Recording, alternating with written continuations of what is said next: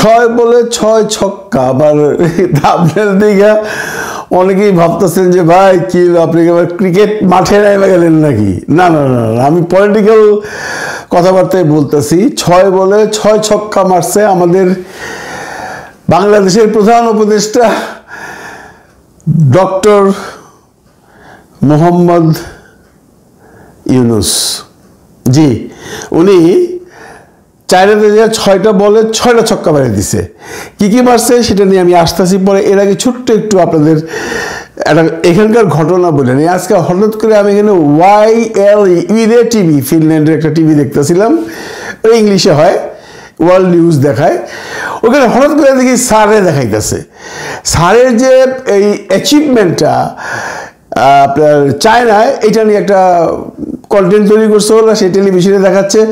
কারণ কি, ইউনূস স্যার কিন্তু এই অঞ্চলে মানে স্ক্যান্ডিনেভিয়ান অঞ্চলে, মানে Sweden, Norway, Denmark, Finland, Iceland, এই স্ক্যান্ডিনেভিয়া বা নর্ডিক এরিয়াতে খুব পপুলার। কারণ আপনারা জানেন উনি সুইডেনের নোবেল প্রাইজ পাইছেন শান্তিতে, যদিও সেটা উনি গ্রহণ করছেন অসলো থেকে। এবং আপনাদেরকে আমি আগেও বলছি যে নোবেলের সমস্ত প্রাইজগুলা সুইডেন থেকে দেওয়া হয়, স্টকহোম থেকে দেওয়া হয়, যেটাকে বলা হয় স্টাৎসহুসেট, মানে নোবেল হাউস নামে পরিচিত।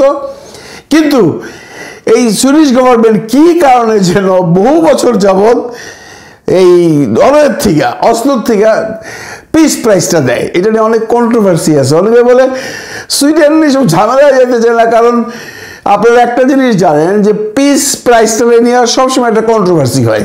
সুইডেন কন্ট্রোভার্সিতে যাইতে চায় না, সে তার ছোট ভাই নরওয়ে দিয়ে নেয়।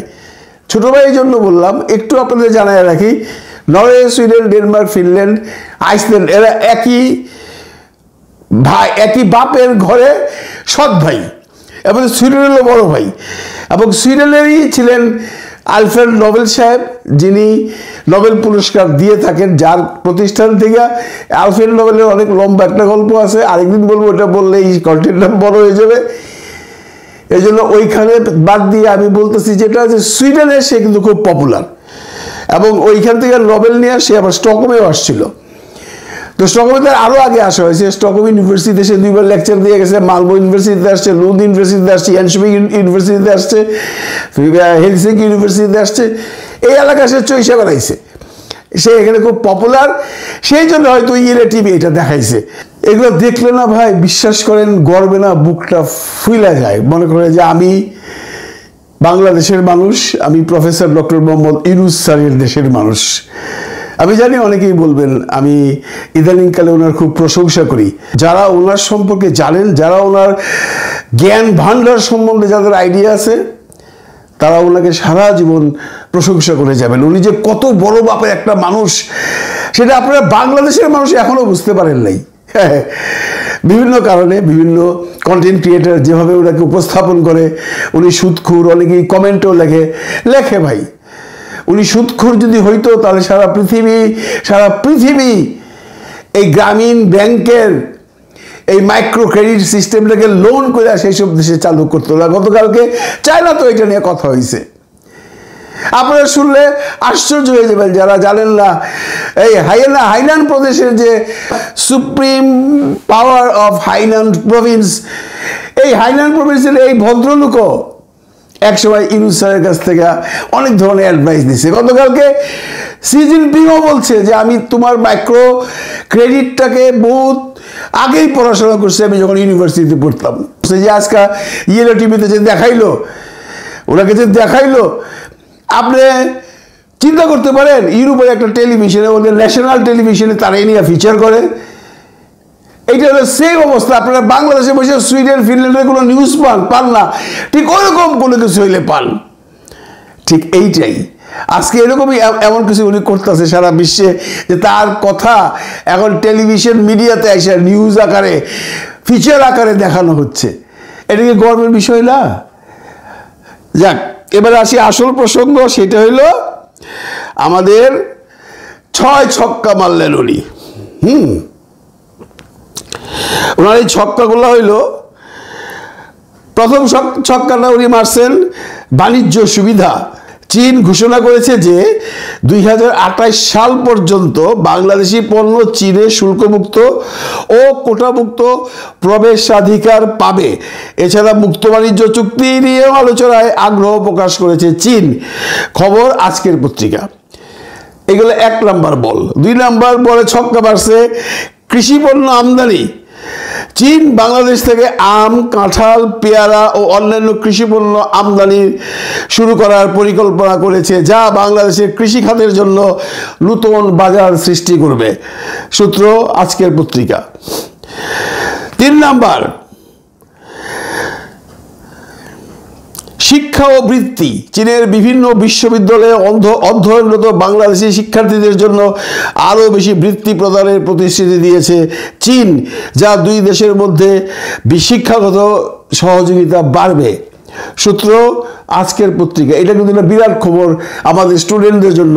আপনারা আমেরিকা, সুইডেন, ইংল্যান্ড, এই কানাডা এগুলো না করে চায়না যান ভাই। চায়নার পড়াশোনার অনেক ভ্যালু আছে এবং অনেক ভালো ভালো স্টুডেন্ট এখানে আছে এবং ওরা অনেক সুবিধা দেয়। এখন তো আরও বড় সুবিধা পাওয়া গেলেন ইউনুস স্যারের বদৌলতে। 4 নম্বর বলে উনি ছাক্কা মারছেন অবকাঠামো উন্নয়ন, মংলা বন্দরের আধুনিকায়ন ও দাসেরকান্দি পয় নিষ্কাশন প্রকল্পের জন্য অর্থায়নে আগ্রহ প্রকাশ করেছে চীন, যা বাংলাদেশের অবকাঠামো উন্নয়নে সহায়তা করবে। সূত্র আজকের পত্রিকা। 5 নম্বর বলে মারছে উনি বড় ছক্কাটা, এটা পার করে দিছে একদম। জাহাজ নির্মাণ। বাংলাদেশ শিপিং কর্পোরেশনকে 4টি সমুদ্রগামী জাহাজ কেনার জন্য অর্থায়ন করবে চীন, যা বাংলাদেশের সমুদ্র পরিবহন খাতকে শক্তিশালী করবে। এটাও আজকের পত্রিকা থেকে দেওয়া। 6 নম্বর ছক্কাটা হইল ছাত্র সেবা ও শিক্ষা। চীন বাংলাদেশকে চিকিৎসা সহায়তা প্রদান ও আরও বাংলাদেশি শিক্ষার্থীকে উচ্চশিক্ষার জন্য বৃত্তি প্রদান করবেন। এছাড়া $122 মিলিয়ন একটা ঋণ চুক্তি, সহায়তা চুক্তি, অনুদান চুক্তি হয়েছে। একটা মাত্র চুক্তি হয়েছে, বাকিগুলো সব মানে মেমোরেন্ডাম অফ আর্টিকেল, মানে সমঝোতা স্মারকের সহিত, সেগুলো ধীরে ধীরে হবে। এর মধ্যেও আরেকটা আছে, এই যে শিল্প বাণিজ্যের মধ্যে চায়নারা বাংলাদেশে আপনার হাব করবে, মানে কোম্পানিগুলো বাংলাদেশে শিল্প নিয়ে ওইখানে তারা প্রোডাক্টস ম্যানুফ্যাকচারিং করবে, ওইখান থেকে তারা এক্সপোর্ট করবে।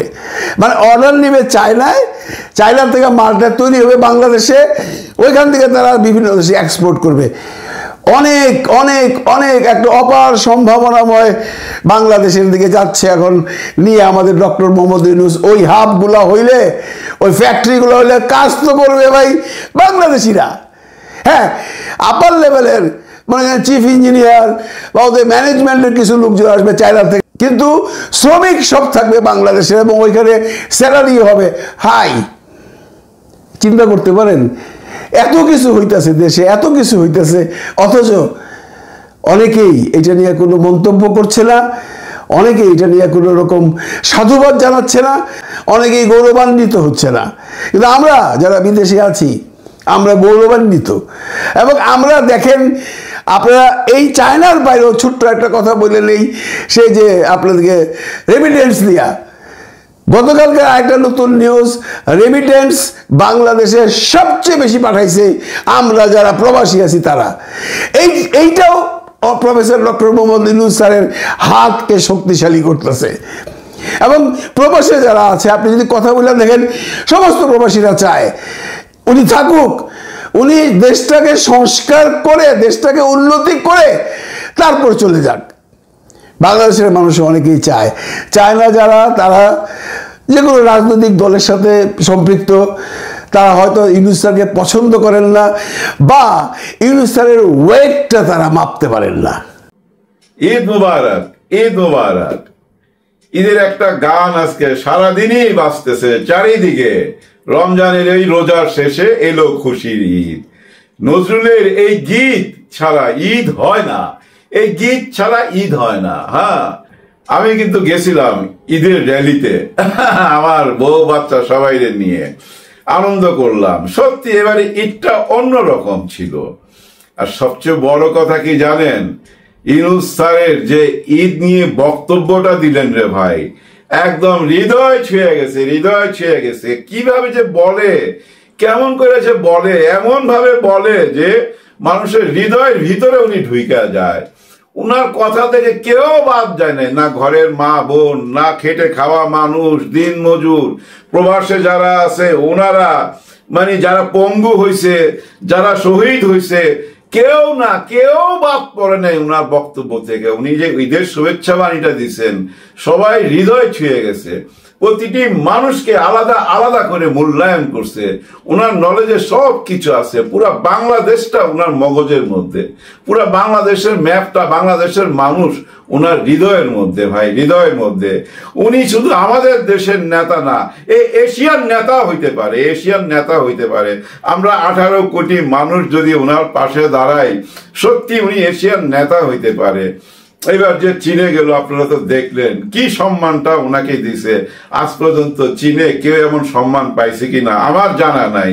শুধু চীন কেন, সারা বিশ্ববাসী জানে ডক্টর মোহাম্মদ ইউনূস স্যার কে। আমরা চীনের সাথে গভীর সম্পর্ক কইরা ফেলছি, এবং কেন করছি এটা তো জানেন। যেটা করার কথা ছিল আমাদের ভারতের সঙ্গে, আমরা ভারতের সঙ্গে করার চেষ্টা করছি। ইউনূস স্যার হলেন একজন গেম মেকার। উনি আস্তে করে একটা অফার দিয়েছিলেন ভারতকে যে ভাই আপনাদের সঙ্গে বসতে চাই। উনি তো জানে না করবে, আর ওই নাটাকে উনি ক্যাশ করলেন যে তোমরা না করলা তো ঠিক আছে, আমি এখন ব্যবসা বাণিজ্য নিয়ে চলে যাচ্ছি চীনে। দেখেন আমাদের চীনের ব্যবসা বাণিজ্য না, শুধু চিকিৎসার ব্যবস্থা, চিকিৎসা ব্যবস্থা। আমরা যে চিকিৎসাটা নিতাম ভারতে যায় হাজার হাজার কোটি টাকা দিয়ে আসতাম, তার অর্ধেক খরচে চীনে চিকিৎসা নিতে পারবেন সেই ব্যবস্থা হয়েছে। চীনের ইউনিভার্সিটিতে বাংলাদেশের ছেলে মেয়েরা লেখাপড়া করতে পারবে। আর সবচেয়ে বড় যেটা নিয়ে আসছে, তিস্তা পরিকল্পনা, 50 বছরের পরিকল্পনা। ইউনূস স্যার যা ভাবেন সুদূর ভবিষ্যতের কথা ভাবেন। উনি তো জানেন হায়াত মৌত বুঝেনি তো, ওনার বয়স 84, উনি আর কতদিন আছে উনি এটা বুঝতে পারেন। কিন্তু বাংলাদেশ যেন কোন রকম বিপদে না পড়ে, যার জন্য উনি এমন কিছু চুক্তি করতে যাচ্ছেন যেগুলা 50 বছর 100 বছর। আমাদেরকে আরো গভীর সম্পর্ক করতে হবে আরেকজনের সাথে, জানেন, আমেরিকার সাথে। সেটাও হয়ে যাবে, কারণ ইউনূস স্যারের সাথে বিল ক্লিনটনের সম্পর্ক আমরা দেখছি, আমরা জো বাইডেনের সম্পর্ক দেখছি, আমরা বারাক ওবামার সম্পর্ক দেখছি। কিন্তু আমরা এখন দেখব ডোনাল্ড ট্রাম্পের সাথে কি সম্পর্ক, এলেন মাস্কের সাথে সম্পর্ক আছে, এটাও দেখছি। ডোনাল্ড ট্রাম্পেরটা দেখব। আমরা আমেরিকার সাথে ভালো সম্পর্ক করব। এই দুইটা দেশের সাথে ভালো সম্পর্ক করার পর এই দুইটা দেশ বাংলাদেশের পাশে দাঁড়াবেই। ইউনূস স্যার যেহেতু আছে দাঁড়াবেই। এবং আমার তো ব্যক্তিগতভাবে মনে হয় চীন চায় ইউনূস স্যার এশিয়ান নেতা হোক, কিন্তু আমরা বাংলাদেশের সবাই কি চাই না? সবাই চাই, কিন্তু আবার চাইও না। এই ঈদের আরেকটা সুন্দর দিক ছিল কি জানেন? সেটা হলো লন্ডনে মা ছেলে বেগম খালেদা জিয়া আর তারেক জিয়া অনেক বছর পর একসঙ্গে ঈদ করতে পারলো, অনেক বছর পর। এবং লন্ডনে আমরা যে দৃশ্যটা দেখলাম, একটা ছবি ভাইরাল হয়েছে, মা ছেলে, তারেক জিয়া সাহেবের মেয়ে এবং ওনার ওয়াইফ সবাই মিলে ঈদ করতেছে। বহু বছর পর মা ছেলের ঈদ, ভাবা যায় বহু বছর পর। নিশ্চয়ই আমার মনে হয় তারেক জিয়া সাহেব স্মরণ করবে জুলাই আগস্টের এই জওয়ানদের জন্য। এই জওয়ানদের কারণেই তো মা ছেলে একসঙ্গে ঈদ করতে পারছে। আজকে ঈদের দিনের জন্য কেউ আওয়ামী লীগ না, কেউ বিএনপি না, কেউ জামাত না, সবাই এক জায়গায় চলে আসছিল। বা ঈদের র্যালিও বাইরেছে, বুঝছেন, খুব সুন্দর র্যালি বাইরেছে। আবার ওই র্যালিতে দেখলাম কিছু মূর্তি বানানো হয়েছে। গাধার পিঠে বসে আছে একজন উল্টা দিকে, উনার মাথায় পাগড়ি। উনি তুরস্কের নাসিরুদ্দিন মোল্লা, কোন একজন বিখ্যাত মানুষ, পণ্ডিত মানুষ, ওনাকে নিয়ে আসছে। কিন্তু এটা তো দেখতে মূর্তির মতোই লাগে, তাই না? মূর্তি নিয়ে এত আপত্তি, চারিদিকে এত আপত্তি, এত ভাঙাভাঙি হয়েছে। তাহলে আবার এই মূর্তির কনসেপ্ট কেন জানি না, মাথায় ঢোকে নাই। কাদের চিন্তা ভাবনা? আমার কাছে অনেকটা মনে হয়েছে শাহবাগে কিছু চিন্তা ভাবনা এদিকে ঢুকছে, মনে হয় ঢুকছে। তারপরও ভাই সত্যি কথা বলতে হবে, এই পুরা রোজার মাস পার কইরা এই ঈদটা যে হইল না ভাই, সত্যি বহু বছর পর এরকম একটা ঈদ পাইলাম। কিন্তু ঈদের পরে কি হবে? ঈদ তো চলে গেল, এই যে একটু পরে ঈদ শেষ হয়ে যাবে। এই আর কিছুক্ষণ পর ঈদের টাইম শেষ হয়ে যাবে, রাত 12টা বাজলে ঈদ শেষ। কিন্তু ছোটদের কাছে, বাচ্চাদের কাছে কিন্তু 3 দিন ঈদ থাকে। অন্তত 3 দিন আপনারা কেউ ঝগড়া বিবাদে যায়েন না, নির্বাচন নিয়ে মাঠে নাইবেন না, 3 দিন ঈদ করতে দেন। কারণ বিএনপি ভাই বারবার বলে দিছে ঈদের পর ওনারা ওই ডিসেম্বরেই নির্বাচন চায়, ডিসেম্বরেই নির্বাচন দিতে হবে, কোনো কথা শুনতে রাজি না। জামাতে ইসলাম বলতেছে যে অল্প কিছু বা যেটা প্রয়োজনীয় সংস্কার সেটা কইরা নির্বাচন দেন, তার মানে ওনারা সংস্কার চায়। আবার এনসিপি পার্টি, জাতীয় নাগরিক পার্টি বলছে যে আমাদেরকে জুলাই আগস্টের রোড ম্যাপ দিতে হবে, আমাদেরকে সংবিধানের রোড ম্যাপ দিতে হবে, বিচারের রোড ম্যাপ দিতে হবে, তারপরে নির্বাচন। তার মানে কি বিএনপির চাওয়া একরকম এবং ইসলামিক মাইন্ডের যারা আছেন সবাই চাওয়া কিন্তু অন্যরকম। এই যে মের 3 তারিখে হেফাজতে ইসলাম আসবে, তখন বোঝা যাবে ওনারা কিন্তু অরাজনৈতিক, তারপরও আমি মনে করি ওনারা জাতীয় নাগরিক পার্টি ওনাদের সন্তানদের পাশে থাকবে। জামাতে ইসলামের ডাক্তার শফিকুর রহমান সাহেব, ওনার আচরণ দেখে আমার মনে হয় উনিও জাতীয় নাগরিক পার্টিকে সাপোর্ট দিবে। শিবির চুপচাপ আছে, শিবিরের ছেলেপেলেরা কোথায়? জাতীয় নাগরিক পার্টিতে নাই, আছে। তার মানে কি ওনারাও কিন্তু দলে কম না, বিরাট বিশাল। বিএনপিও কিন্তু কম না, বিশাল। কিন্তু ওনারা নির্বাচন চায়, ওনারা বলতেছে আমরা বিচার চাই। ওনারা নির্বাচনের কথা বললে ওনারা বলে যে জুলাই আগস্টের রোড ম্যাপ দেন। ওনারা নির্বাচন চাইলে ওনারা বলে যে আগে বিচারের রোড ম্যাপ দেন। কোন দিকে যাবে? ইউনূস স্যার তো আগেই বলছে যে আমি জনগণ যেটা চায় সেটাই দিব। তাই জনগণ কি চায় না চায় আয়নার মতো পরিষ্কার হয়ে যাবে। আমি অনেক আগে থেকেই বইলা আসতেছি, ঈদের পর 2 দল মুখোমুখি হবে। এই দেশে রাজনীতি করতে হইলে একটু হ্যাডম লাগবে, একটু হ্যাডম লাগবে। নরম লোক, ভদ্রলোক রাজনীতি করতে পারবে না।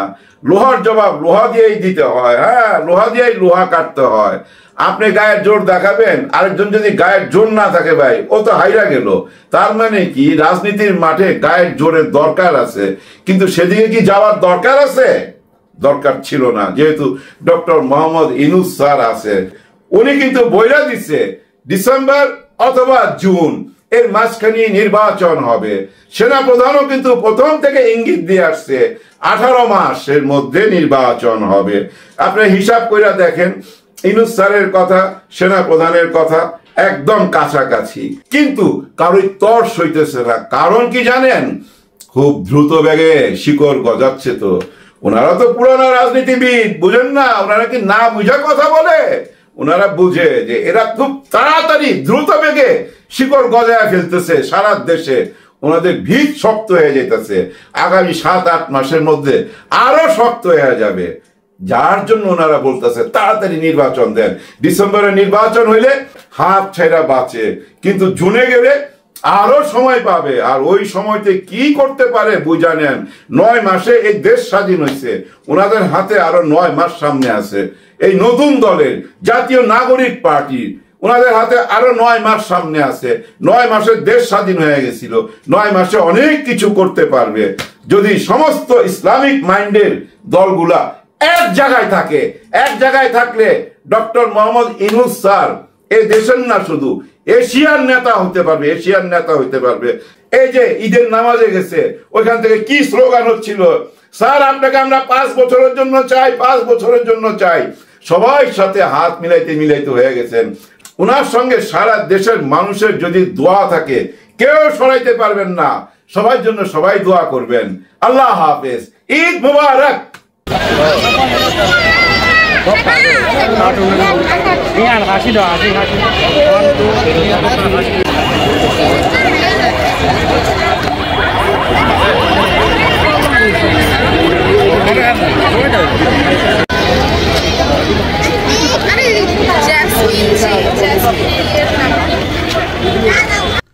গেল কয়েকদিন আগে যখন ভারতে সফররত মার্কিন যুক্তরাষ্ট্রের গোয়েন্দা প্রধান তুলসী গ্যাবার্ড তিনি একটা মন্তব্য করলেন বাংলাদেশ নিয়ে, তখন বিষয়টাকে আমরা আসলে ওইভাবে সিরিয়াস নেই। আমরা আমাদের জায়গা থেকে প্রতিবাদ করেছি, এটা নিয়ে কথা বলেছি। তুলসী গ্যাবার্ডের 14 গোষ্ঠী মোটামুটি আমরা উদ্ধার করেছি। বাট এই বিষয়টা আসলে দেশের জন্য কতটা ইফেক্টিভ, বিশেষ করে মার্কিন যুক্তরাষ্ট্র যদি কোনো রাষ্ট্রের পিছনে লাগে, মার্কিন যুক্তরাষ্ট্রের গণমাধ্যমগুলো যদি কোনো রাষ্ট্রকে রিপ্রেজেন্ট করা শুরু করে, দেন পরিণতি সবসময় খারাপের দিকে যায়। কিছু তো আছে মিল, একবারে যে শতভাগ উড়াই দেওয়ার বিষয়টা না। যুক্তরাষ্ট্রের নিউ ইয়র্ক টাইমসে যে প্রতিবেদন আসছে 1 থেকে 2% সত্যতা আছে, আর ওইটাকে মার্কিন যুক্তরাষ্ট্র বড় আকারে দেখানোর চেষ্টা করছে। যদিও এটা নিয়ে বাংলাদেশের পক্ষ থেকে অলরেডি প্রতিবাদ জানানো হয়েছে। সম্প্রতি যুক্তরাষ্ট্রের দ্য নিউ ইয়র্ক টাইমসে বাংলাদেশে নতুন করে গড়ে উঠেছে ইসলামী কট্টরপন্থীরা সুযোগ খুঁজছে। বাংলাদেশ নতুন করে গড়ে উঠছে আর সেখানে ইসলামী কট্টরপন্থীরা সুযোগ খুঁজছে, এই শিরোনামে একটা প্রতিবেদন প্রকাশ করেছে মার্কিন যুক্তরাষ্ট্রের গণমাধ্যম দ্য নিউ ইয়র্ক টাইমস। খুবই পপুলার এবং এই পত্রিকাটা বিশ্বের নামি দামি বাঘা বাঘা যে রাষ্ট্রগুলো আছে তাদের রাষ্ট্রপ্রধানরা এই নিউজগুলো পড়েন। আর এটা নিয়ে আমাদের সরকারের পক্ষ থেকে আপনার কি বলা যায় বিভ্রান্তিকর এবং একপক্ষীয় বলে প্রতিবেদন বলা হয়েছে। সেখানে বলা হয়েছে আপনার প্রবন্ধটার যদি খুবই গুরুত্বপূর্ণ আপনার কিছু আমরা জিনিস দেখি, সেখানে লিখছে বাংলাদেশের অগ্রগতি এবং চ্যালেঞ্জের বাস্তবতা। আমাদের সরকার বলছে প্রবন্ধটিতে কিছু ধর্মীয় উত্তেজনার ঘটনা এবং রক্ষণশীল আন্দোলনের কথা বলা হয়েছে, কিন্তু এর বিপরীতে দেশের সামগ্রিক উন্নয়ন সমাজের অগ্রগতির দিকটিকে তারা আপনার এখানে সামনে নিয়ে আসেনি। আর আরেকটা ভুল তথ্য হচ্ছে যে প্রধান উপদেষ্টা ডক্টর মোহাম্মদ ইউনূস চরমপন্থী শক্তির বিরুদ্ধে কঠোর অবস্থান নেননি। মানে নিউ ইয়র্ক টাইমস বলছে যে তিনি এই শক্তিটাকে দাঁড়ানোর সুযোগ করে দিচ্ছেন, বাট সরকার বলছে যে এটা সম্পূর্ণ বিভ্রান্তিকর এবং দীর্ঘদিনের নারী ক্ষমতায়নের কাজকে অস্বীকার করে।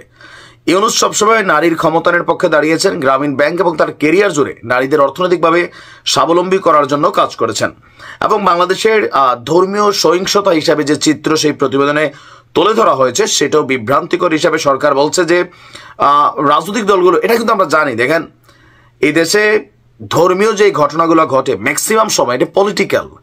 আওয়ামী লীগের আমলে আলেমোলামারা বা যারা আলেমোলামার মধ্যেও যারা রাজনীতি করতেন, আওয়ামী লীগের বিরুদ্ধে কথা বলতেন, বঙ্গবন্ধুর বিরুদ্ধে কথা বলতেন, তাদেরকে ধরা হয়েছে।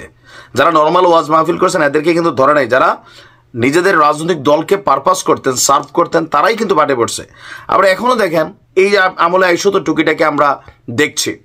মানে মোট কথা তাদের এই প্রতিবেদনটাতে বাংলাদেশের যে প্রেক্ষাপট এটাকে 100% ভুলভাবে আমার কাছে মনে হয় যে নিজের কাছেও মনে হয়েছে টোটাল প্রতিবেদনটাতে বাংলাদেশকে নিয়ে একটা মিসলিড করা হয়েছে।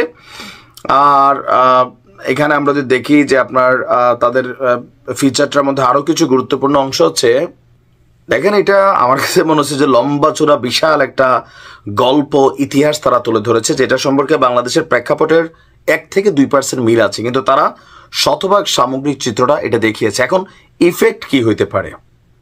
যে ইফেক্টটা হতে পারে বাংলাদেশ সম্পর্কে ইসলাম ফোবিয়া জিনিসটা এখানে ঢুকাই দেওয়া হবে। ইভেন ট্রাম্প সরকার আসার পর আপনি দেখেন পাকিস্তান সহ বেশ কিছু রাষ্ট্রের প্রতি কয়েকটা লেয়ারের সিকিউরিটি ইস্যু অলরেডি কার্যকর করা হয়েছে, বাংলাদেশ সেখানে বাদ গেছে। কিন্তু এই প্রতিবেদনগুলো ট্রাম্পের দৃষ্টিকে বাংলাদেশের দিকে একটা কট্টরপন্থী রাষ্ট্র হিসেবেই আসলে তৈরি করতে, মানে একটা মেন্টালিটি তৈরি করতে ভূমিকা রাখবে। আর রেজাল্ট স্যাংশন আসতে পারে, ভিসা জটিলতা আসতে পারে, এখানে বিনিয়োগের ইস্যুটা কমে যেতে পারে, নানান ধরনের ঝক্কি ঝামেলা কিন্তু সরকারকে পোহাতে হবে। আর এই মুহূর্তে ডক্টর ইউনূসের সরকারের জন্য যেখানে বৈশ্বিক সমর্থন প্রয়োজন, সেখানে মার্কিন যুক্তরাষ্ট্রের এই ভূমিকা ওনাকেও বিপদে ফেলবে। যদিও সরকার এটার প্রতিবাদ জানিয়েছে, বাট কতটুকু আমেরিকা এটাকে আমলে নেবে, কারণ তাদের গোয়েন্দা প্রধান এসে বলছে ভারতে বসে আপনাদের কথাগুলো নিশ্চয়ই খেয়াল আছে। বাট এই প্রতিবেদনটা আমি আপনাদের সামনে ওইভাবে আনলাম না, কারণ এটা অর্ধেক পড়লে অনেকে বলবেন ভাই এটা সঠিক সঠিক সঠিক, কেউ বলবেন ভুল ভুল ভুল। বাট আমার পয়েন্ট অফ ভিউতে যখন বাংলাদেশ নিয়ে কোনো প্রতিবেদন হয়, আমি সেই প্রতিবেদনের পক্ষে অবশ্যই এটার বিপরীত অবস্থান করি, দেশের পক্ষে আমার অবস্থান। ভালো থাকুন। প্রফেসর ইউনূসের চীন সফরের অনন্য সফলতার পর বাংলাদেশ নতুন মাইল ফলকে চলে যাওয়ার পর বাংলাদেশের ইতিহাসে সবচেয়ে বড় অ্যামাউন্ট ঋণ প্রতিশ্রুতি পাওয়ার পর এবং ডক্টর ইউনূসকে দীর্ঘমেয়াদে ক্ষমতায় রাখতে চায় international community for the betterment of Bangladesh, অথবা ডক্টর ইউনূসে স্বাচ্ছন্দ্য বোধ করে ইন্টারন্যাশনাল কমিউনিটি ডিল করতে, এই বিষয়টা স্পষ্ট হয়ে যাওয়ার পর বিএনপি আনুষ্ঠানিকভাবে ভেঙে পড়েছে। বিএনপির হতাশা আনুষ্ঠানিকভাবে প্রকাশ করছে তারা। আমি আগেই বলেছি একটা আলোচনায় যে একটা দল হতাশ হতে পারে, কিন্তু সেই হতাশা আনুষ্ঠানিকভাবে প্রচার কিন্তু করাটা দুর্বলতার লক্ষণ। যেমন রাজনীতিতে আপনি দুর্বল এটা আপনি বলবেন না, আপনার দলে লোক নেই, আপনার দলে আছে শুধু সভাপতি সাধারণ সম্পাদক, অথচ আপনি বলবেন যে আমি দেশ উল্টে ফেলবো, এটাই রাজনীতি। কিন্তু বিএনপি তাদের হতাশাটা আনুষ্ঠানিকভাবে ডিসক্লোজ করে দিচ্ছে। এটা বিএনপির ভয়ানক ভেঙে পড়া এবং দুর্বলতার লক্ষণ। বিএনপির সামনে অন্ধকার। এমনিতেই নতুনভাবে আবার জাতীয় সরকার গঠনের একটা প্রক্রিয়া বা আলোচনা সামনে আসছে। হয়তো প্রস্তাব দেওয়া হবে প্রফেসর ইউনূস প্রধান উপদেষ্টা, তারেক রহমান ডেপুটি প্রধান উপদেষ্টা, ডাক্তার শফিকুর রহমান স্বরাষ্ট্র উপদেষ্টা, খালেদা জিয়া রাষ্ট্রপতি। এই প্রস্তাবে বিএনপি আসলে আসবে, না আসলে বিএনপিকে বাদ দিয়ে জাতীয় সরকার হবে। এর মানে বিএনপি রাজনীতিতে বিচ্ছিন্ন হয়ে যাওয়ার পালা। এখন কি করবে বিএনপি? বিএনপি কারণে আনুষ্ঠানিকভাবে তাদের হতাশা প্রকাশ করছে। নির্বাচন ইস্যুতে প্রধান উপদেষ্টার বক্তব্যে হতাশ হয়েছি। দেখেন, এই বিএনপি হতাশ। এই হতাশা জনগণকে জানিয়ে দেওয়া, এটার দুইটা দিক। একটা হচ্ছে এই বক্তব্য, সেম বক্তব্য 25 তারিখ মাননীয় প্রধান উপদেষ্টা বক্তব্য দেওয়ার পরের দিনও এই বক্তব্য বিএনপি দিয়েছে, 26 তারিখ দিয়েছে।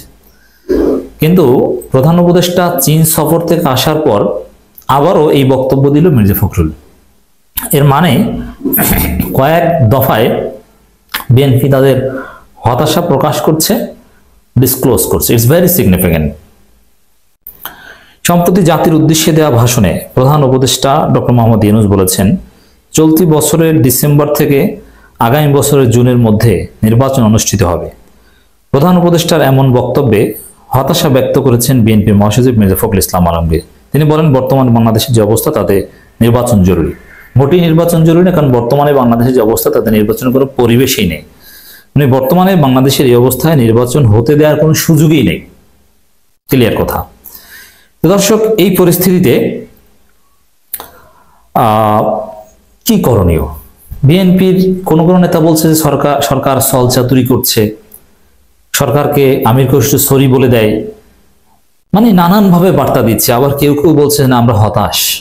এই হতাশ এটা কখন বলে, যে কি করব বুঝতে পারছি না, হতাশ। হ্যাডম থাকলে হুমকি দেন, হুমকি দেয়, কিন্তু এই হুমকি নিয়ে আবার মানুষ ট্রল করে। এই কারণে হুমকি দিয়ে একটু কমিয়ে দেয়, যে তারা নাকি আন্দোলন করবে। একথা শুনলে চারদিকে রব ওঠে যে ঈদের পর আন্দোলন করবে। বিএনপি লজ্জার মধ্যে পড়ে। তো দর্শক, এই যে প্রধান উপদেষ্টার চীন সফরের সফলতার পর চীন থেকে আসার পর আবার আনুষ্ঠানিকভাবে হতাশা প্রকাশ করা, এটার অর্থ হচ্ছে যে বিএনপি বুঝে গেছে যে ডক্টর ইউনূসের নেতৃত্বে আবার 5 বছর বা 4.5 বছর মেয়াদী জাতীয় সরকার গঠনের একটা প্রক্রিয়া শুরু হতে পারে। বিএনপি রাজি হলে তো ভালো, তাহলে বিএনপির যে একক খাওয়া দাওয়ার রাজনীতি বাংলাদেশে আওয়ামী লীগের মতো ফেসিস্ট হয়ে ওঠার যে খাইশ বিএনপির, সেটা আর থাকবে না। আর যদি বিএনপি রাজি না হয়, তাহলে রাজনীতি থেকে একবারে বিচ্ছিন্ন হয়ে যাবে। বিএনপিকে বাদ দিয়ে জাতীয় সরকার গঠন হতে পারে। তখন বিএনপি আন্দোলনে হুমকি দেবে আর জনগণ হাসবে, আর বিএনপির কোনো আন্দোলন করা মরদ নেই। আর তখন বিএনপি ভেঙে যাবে, আর বিএনপির একটা অংশ জাতীয় সরকারে আসতে পারে। বিএনপির ভাঙন অনিবার্য, এটা আমরা বলেছি। এই জিনিসটা বুঝতে পেরে বিএনপি এখন আনুষ্ঠানিকভাবে হতাশা প্রকাশ করছে। প্রধান উপদেষ্টা চীন সফর থেকে আসার পর মির্জা ফখরুলের এই বক্তব্য। প্রধান উপদেষ্টা চীন সফরের ইতিবাচক উল্লেখ করে বিএনপি মহাসচিব বলেন, ভূরাজনৈতিকভাবে চীনের সঙ্গে সম্পর্ক স্থাপন খুবই জরুরি। নিজেদের স্বার্থে চীন, ভারত, পাকিস্তান, মিয়ানমারের মতো দেশগুলোর সঙ্গে সম্পর্ক রাখতে হবে। বাবারে, মানে চীনের সাথে সম্পর্ক রাখার কথা বলেছে, এখন একটু ভারতেরটা না বললে হয়? তো ভারতেরটা বলেছে যে না না না, এটা ভারতের দরকার। শেখ হাসিনা যেরকম ভারত চীনকে সবসময় ম্যানেজ করে চলতো, ভারত চীনকে চীনে যাওয়ার আগে ভারত যেত, তো বিএনপির আদর্শ এটা। তো চীনের সাথে সম্পর্ক জরুরি এটা বললে ভারতের সাথে সম্পর্ক জরুরি এটা না বললে হয়? এই জন্য ব্যালেন্স করে বলছে, বুঝতে পারছেন? তিনি আরো বলেন, গণতন্ত্রের শত্রুকে যাই হোক। দর্শক, সংস্কার কারণে নির্বাচন পেছানোর কোনো যৌক্তিকতা খুঁজে পাই না। এখন সংস্কারের কারণে নির্বাচন পেছাবে এটা নিশ্চিত হয়ে গিয়েছে প্রধান উপদেষ্টা চীন সফরের পর। এ কারণে বলছে যে এটা কোনো যৌক্তিকতা নেই। বলতে পেছানো যাবে না বা পেছানো মানবে না, সেরকম না। পেছানো কোনো যৌক্তিকতা মানে এমন ভাবে বলছেন যে নির্বাচন পেছাবে এটা নিশ্চিত। তাহলে বিএনপি আনুষ্ঠানিক হতাশা প্রকাশের কারণ বুঝতে পারছেন যে বিএনপি নিশ্চিত নির্বাচন পেছাবে। বিএনপি মির্জা ফখরুল বলেন, তারপর আমরা সংস্কারের কথা বলছি, যতটুকু সংস্কারগুলো অর্থবহ নির্বাচন সম্ভব ততটুকু সংস্কার না, ততটুকু কেন বলবেন যে কোনো সংস্কার চলবে, এটা বলতেন। বিএনপি ভারতপন্থী হয়ে গেছে এমন অভিযোগ করছে অনেকে। এ বিষয়ে আপনার প্রতিক্রিয়া দিচ্ছেন না। এই প্রসঙ্গে তিনি বলেন, আমরা কোনো দেশের হয়ে কাজ করি না, করব না। অবশ্যই ভারতপন্থী হয়ে গেছে, ভারতের ন্যারেটিভ গ্রহণ করছে, এতে তো কোনো সন্দেহ নেই। আমরা জিয়ার আদর্শের দল, জিয়াউর রহমানের কোন স্বার্থে বাইরে কোনো কাজ করিনি, দেশের স্বার্থে বাইরে। তারা জিয়াউর রহমান আদর্শের উপর বিএনপি নেই। রাজনৈতিক প্রতিপক্ষকে যাদের নিয়ে সারা জীবন চললেন, যাদের উসিলে 2বার ক্ষমতায় আসেন, তাদেরকে রাজাকার বলে ট্যাগ দেওয়া, এটা জিয়াউর রহমান কোন আদর্শে আছে? জিয়াউর রহমান এই কথা কোথায় বলেছে? আওয়ামী স্টাইলে ভারতীয় ন্যারেটিভে মুক্তিযুদ্ধ ব্যবসা করা, এটা জিয়াউর রহমানের কোন আদর্শে আছে? নেই। অতএব জিয়াউর রহমান আদর্শে নেই। বিএনপির জনপ্রিয়তা নষ্ট করা পায়তারা করছে অনেকে, এমন মন্তব্য করে তিনি বলেন, 5 আগস্টের আগে বিএনপি ভালো দল ছিল, তারপর থেকে খারাপ দল হয়ে গেছে তাদের কাছে। হ্যাঁ, 5 আগস্টের আগে তো বিএনপি চাঁদাবাজি করেনি, আর 5 আগস্টের পর চাঁদাবাজি, ধর্ষণ, লুটপাট, লুচ্চামি, নারী নির্যাতন থেকে শুরু করে এমন কোনো অপকর্ম নেই। এমনকি ভারতের দালালি আওয়ামী লীগের কোনো সব করছে। অতএব 5 আগস্টের পর বিএনপি খারাপ হয়েছে, বিএনপির জনপ্রিয়তায় ধস নেমেছে, এটা চিরসত্য কথা।